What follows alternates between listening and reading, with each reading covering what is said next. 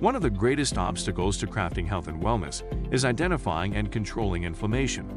It's at the core of all complex and chronic diseases, and it's the driving mechanism that underlies the most common symptoms that people like you struggle to overcome. Join us as we explore cutting-edge science and research to give you the information and tools you need to create the quality of life you want and deserve. And now, here is the host of Inflammation Nation, Dr. Stephen Noseworthy. I want to close out our discussion on quantity and trying to answer this question, how much do I need to eat, by talking about some of the signals that are telling you that you're still not hitting your targets and you're not satisfying your physiology in terms of controlling function. The last time we talked about using simple things like scale weight, which is not my favorite, body measurements, particularly helpful if your goal is to change your body composition, losing fat, sometimes gaining muscle. But there are some other things that are maybe some more universally important things to take a look at. And I'm going to give you an acronym which might make it a little bit easier to remember these things. And I'll tell you, it's not spelled correctly from the get-go. But the acronym is B.E.A.C.H.S, and that's B.E.A.C.H.S, B.E.A.C.H.S. And each letter stands for something specific. And the first thing is brain. B stands for brain. When you're eating enough food, your brain should be functioning pretty well. Now, I'm going to say with the caveat, all other things being equal, because there are reasons other than calorie deficits or calorie excess that can cause you to have things like brain fog or focus and concentration issues. But one of the main reasons is that. Now, if you are controlling those other mechanisms, if you have them in play, and your diet is the main cause of your brain symptomatology, then of course you shouldn't have brain fog or focus, concentration issues, that kind of stuff. So the first thing is to do just kind of a brain check. If you are controlling those other variables, you're not eating enough food, then your brain's not going to function the way that you want it to. So that's number one. Second thing is energy. So B.E.A.C.H.S, energy. And that's very simple. Are you tired? You should not be. If you're eating enough food, even while you're losing weight, it is not just something you have to accept that your brain's not going to work and you're going to be tired.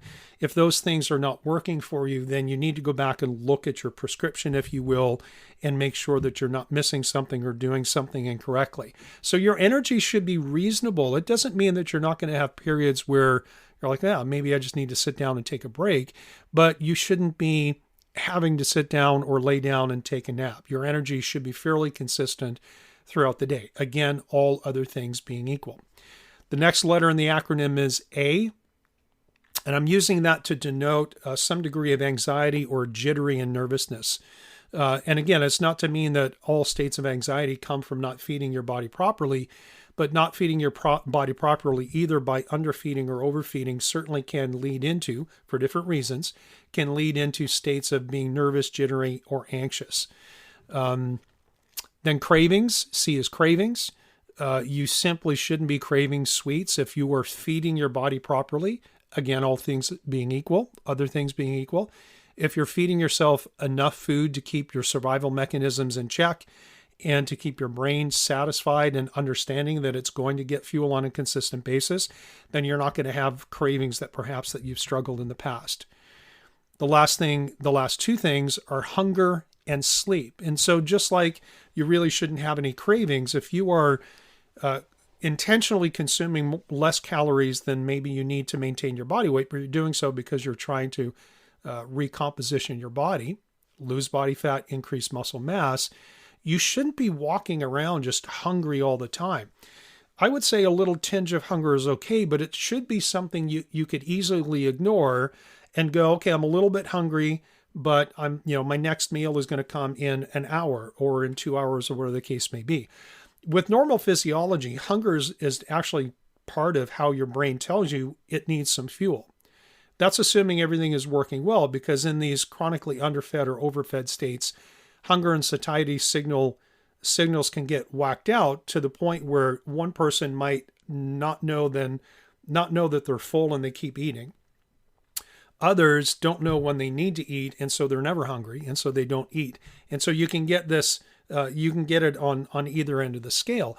The bottom line is this, is that it's normal to get hungry, but if you're hungry all the time, even though you've just eaten, you're either not eating enough food or you've got some kind of dysregulation in those hunger and satiety centers, which is basically your brain saying energy equality is not where it needs to be. It's either too high or too low.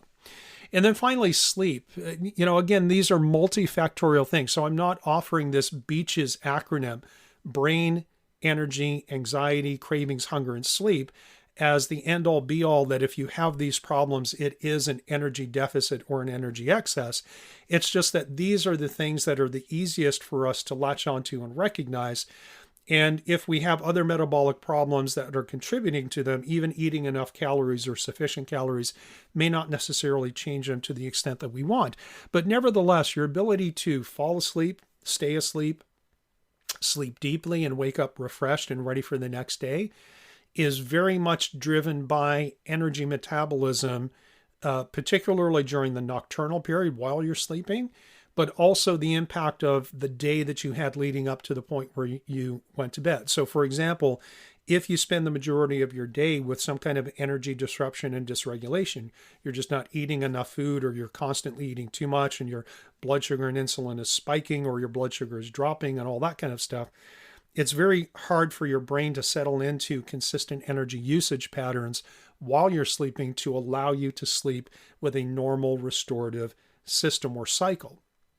And so whether it's your brain, whether it's your energy levels, whether it is any state of anxiety or being nervous or jittery, whether it is cravings or constant hunger or disruption in your sleep cycle, most of those things tend to improve, if not completely resolve, when you're optimizing your diet, right? So quantity is the number one thing that we start with. It's the first digit in the combination that unlocks the optimized diet for you as an individual person. So we'll keep this one short today, just simply because I want to get out of our quantity discussion and move on to the next one, which is going to take us several different episodes in this segment to cover. And that is talking about not how much you eat or quantity, but talking about what you eat in terms of macros, quality, and content. So stay tuned. More is coming on the Inflammation Nation. Thank you so much for listening to the Inflammation Nation. If you found this episode valuable, please rate, review, and subscribe to our podcast. Be the first to know when a new episode drops so that you can stay on top of your game. It also helps others like you find the answers they need. And why not head over to my main website, drnoseworthy.com, that's drnoseworthy.com, to explore my personalized functional medicine coaching programs, submit a question to the podcast, maybe take a quiz, or even reach out to me using the contact form that you can find there. We'll see you next time.